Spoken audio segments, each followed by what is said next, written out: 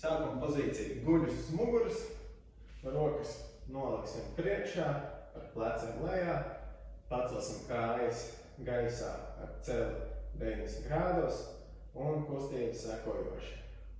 Saplacinām muguru pret grīdu, lai mums nav ārka zem muguras lejas daļas, un kreiso roku, labo kāju iztaisnojam un atgriežamies sākumā.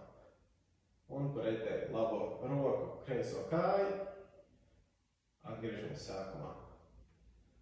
Turpinām lēnām vienmērīgi, visu laiku pievēršot uzmanību, lai vēders ir stingrs un tur muguru pieplicinātu.